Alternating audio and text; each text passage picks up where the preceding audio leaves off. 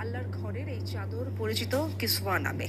আরাফাতের খুতবার দিন কিসওয়া পরিবর্তনের রেওয়াজ থাকলেও গেল ৩ বছর ধরে পবিত্র এই স্থাপনায় গিলাফ ওঠানো হচ্ছে হিজরি বছরের প্রথম দিন পহেলা মহররম। ১,৪০০ কেজির বেশি ওজনের গিলাফ তৈরিতে ব্যবহৃত হয়েছে ৮৮৫ কেজি স্বর্ণ ও রূপা।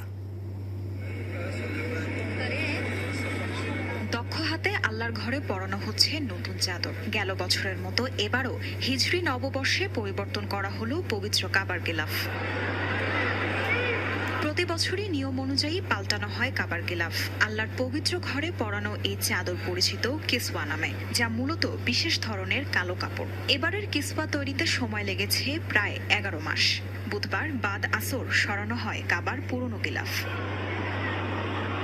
কাবা শরীফের ৪২ ফুট উঁচু আর ১৪১ ফুট প্রশস্ত গিলাফকে তৈরি করা হয় আলাদা আলাদা ভাগে। পুরো নির্মাণ শৈলীতে অনুসরণ করা হয় ৭টি ধাপ। ৪৭টি কাপড়ের টুকরোকে সেলাই করা হয় বিশেষ মেশিনে। কাবার দেয়ালে ঝোলানোর পর জোড়া দেয়া হয় সেসব। সাধারণত কিসওয়ার ওজন হয় ১৪১৫ কেজি। কালো রেশমের কাপড়ের স্বর্ণ ও রূপার সুতোয় লেখা হয় পবিত্র কোরআনের ৬৮টি আয়াত। গিলাফে আরবি ভাষায় মক্কা আল মোকাররম, চলতি সন এবং সৌদি বাদশার নাম যুক্ত করা হয়।